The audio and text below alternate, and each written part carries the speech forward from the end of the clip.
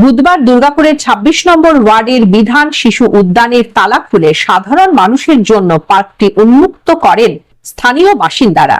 তাদের পাশে দাঁড়ায় বিজেপির অভিযোগ, প্রাক্তন তৃণমূল কাউন্সিলর দীপঙ্কর লাহা ও তার অনুগামীরাই দীর্ঘদিন ধরে পার্কটি বন্ধ করে রেখেছিল। তাদের আরো দাবি, রাতে সেখানে অসামাজিক কার্যকলাপ, মদ্যপান ও জুয়ার আসর বসত। তবে এই অভিযোগের বিষয়ে দীপঙ্কর লাহার কোনো প্রতিক্রিয়া এখনো পাওয়া যায়নি।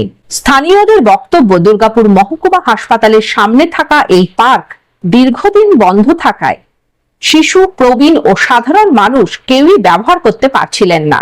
রক্ষণাবেক্ষণের অভাবে পার্ক জুড়ে আগাছা জন্মেছে, নষ্ট হয়েছে একাধিক পরিকাঠামো।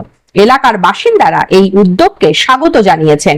বিজেপি বিধায়ক চন্দ্রশেখর বন্দ্যোপাধ্যায় বলেন, গুন্ডা দমন বিল কার্যকর হয়েছে, তৃণমূলের নেতারা সতর্ক হয়ে যান। যদি অসুবিধা সৃষ্টি করে, যদি মানুষের উপর অত্যাচার করে, চিলড্রেন পার্ক বন্ধ রাখে, কোয়ার্টার দখল করে, 1 বছর বিপুলাহাদের জেলের ভেতরে রাখবো, এটার দায়িত্ব আমরা নেব। উইদাউট এনি ট্রায়াল 1 বছর জেলে থাকবে। ওই জন্য আমরা শুধরানোর জন্য বলি যে আজকে বিসি রায়ের জন্মদিন, ভালো মানুষ, তিনি হচ্ছেন দুর্গাপুরের রূপকার ছিলেন। তার জন্মদিনে ওনাদের কাছে আমরা আবেদন রাখলাম যে আমরা সংস্কার করার টাইম দিচ্ছি, শুধরাতে যান, শুধরে যান, না হলে কিন্তু জেলের ভাত খেতে হবে। জেলের ভেতরে পায়খানা, বাথরুম পরিষ্কার করানোর কাজ বিপুলাহাদের দিয়ে করাবো।